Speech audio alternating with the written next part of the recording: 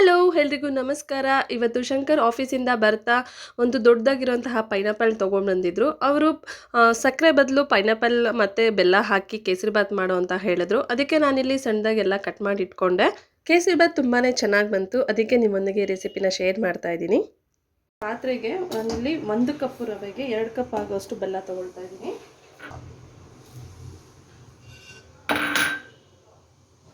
2.5 cup ಆಗೋಷ್ಟು ನೀರು ಹಾಕ್ಬಿಟ್ಟು ಕುದಿಸ್ಕೊಳ್ತೀನಿ.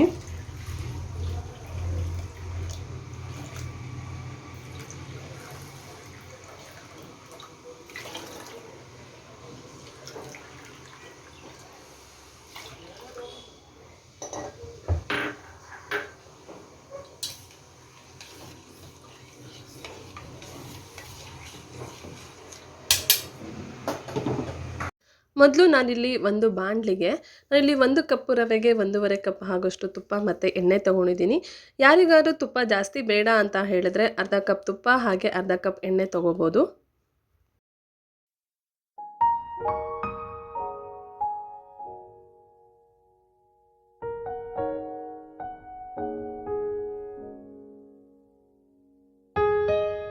ತುಪ್ಪ ಬಿಸಿ ಆದಮೇಲೆ ನಾನು ಇದಕ್ಕೆ ಒಂದು 4 ಲವಂಗ ಹಾಕ್ಕೊಳ್ತಾ ಇದ್ದೀನಿ. ಲವಂಗ ಹಾಕಿದ್ರೆ ಕೇಸರಿಬಾತ್ಗೆ ಟೇಸ್ಟ್ ತುಂಬ ಚೆನ್ನಾಗಿರುತ್ತೆ.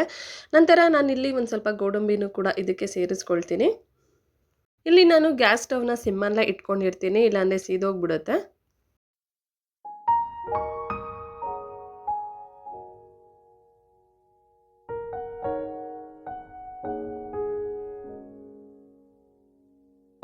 ಗೋಡಂಬಿ ಸ್ವಲ್ಪ ಕೆಂಪು ಬಣ್ಣ ಬಂದಿದ್ದಾದಮೇಲೆ ನಾನು ಇದಕ್ಕೆ 1 ಕಪ್ ಆಗೋಷ್ಟು ಚಿರೋಟಿ ರವೆನೂ ಕೂಡ ಇದಕ್ಕೆ ಸೇರಿಸ್ಕೊಳ್ತೀನಿ.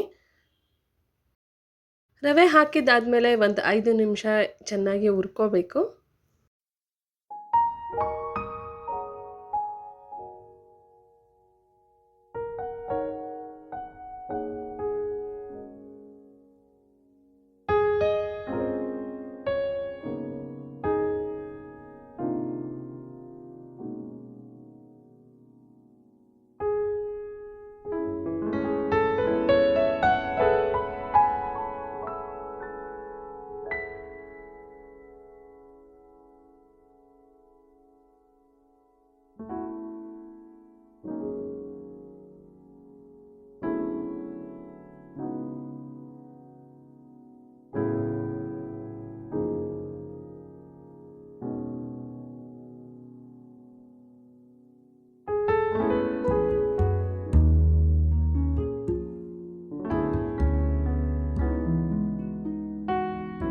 ಒಂದು 5 ನಿಮಿಷ ರವೆ ಎಲ್ಲ ಫ್ರೈ ಮಾಡ್ಕೊಂಡಿದ್ದಾದಮೇಲೆ ನಾನು ಇದಕ್ಕೆ ಸಣ್ಣದಾಗಿ ಕಟ್ ಮಾಡಿರೋಂತಹ ಪೈನಾಪಲ್ನ ಸೇರಿಸ್ಕೊಂಡು ಅದನ್ನು ಸ್ವಲ್ಪ ಫ್ರೈ ಮಾಡ್ಕೊಳ್ತೀನಿ.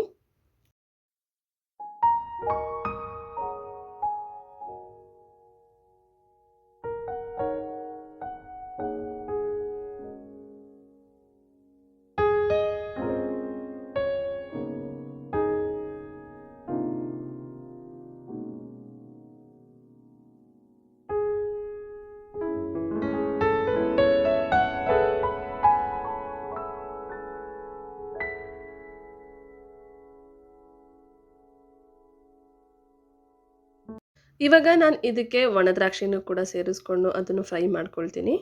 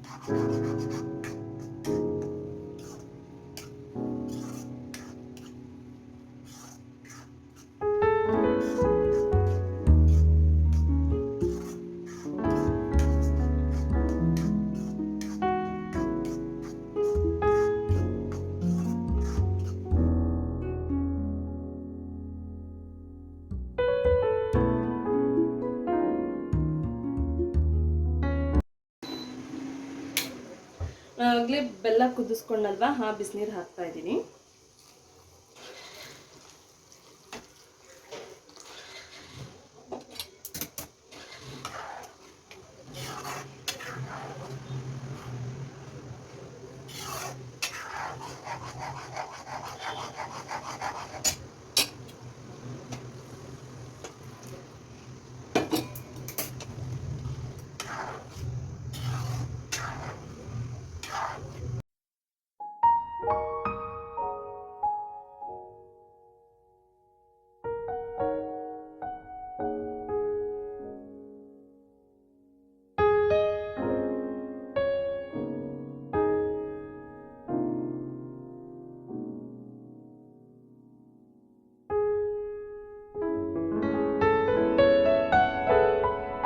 ಇಲ್ಲಿ ಕೇಸರಿ ದಳಗಳನ್ನ ಹಾಲಲ್ಲಿ ಸ್ವಲ್ಪ ಹೊತ್ತು ನೆನೆಸಿಟ್ಕೊಂಡಿದ್ದೆ, ಅದನ್ನು ಹಾಕ್ತಾ ಇದ್ದೀನಿ.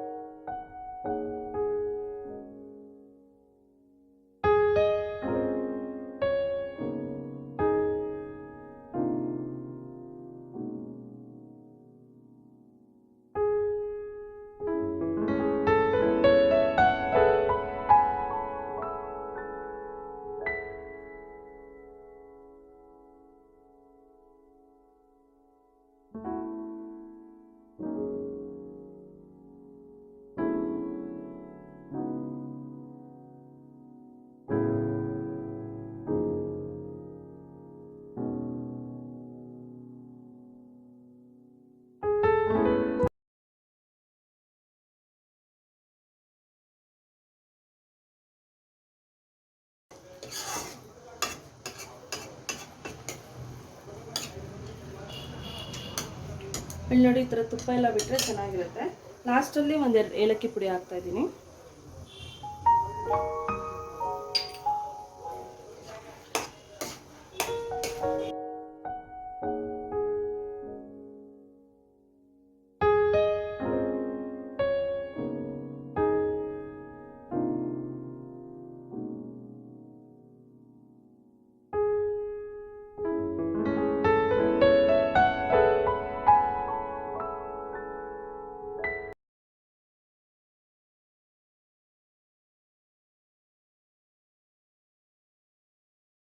ಪಾತ್ರೆಗೆ ಸ್ವಲ್ಪನೂ ಅಂಟ್ಕೊಳ್ದಿರ ತುಪ್ಪ ಎಲ್ಲ ಈ ರೀತಿ ಬಿಟ್ಟರೆ ಕೇಸರಿಬಾತ್ ರೆಡಿಯಾಗಿದೆ ಅಂತ ಅರ್ಥ. ಇಲ್ಲಿ ನಾನು ಕೂಡ ಮೊದಲನೇ ಬಾರಿ ಬೆಲ್ಲ ಹಾಕಿ ಕೇಸರಿಬಾತ್ ಮಾಡಿದ್ದು. ತುಂಬಾ ಚೆನ್ನಾಗಿ ಬಂತು. ಅದಕ್ಕೆ ಈ ರೆಸಿಪಿನ ನಿಮ್ಮೊಂದಿಗೆ ಶೇರ್ ಮಾಡಿದೆ. ನೀವೊಂದ್ಸಲ ಟ್ರೈ ಮಾಡಿ ಹೇಗಿತ್ತು ಅಂತ ಕಮೆಂಟ್ ಬಾಕ್ಸಲ್ಲಿ ತಿಳಿಸಿ. Thank you all.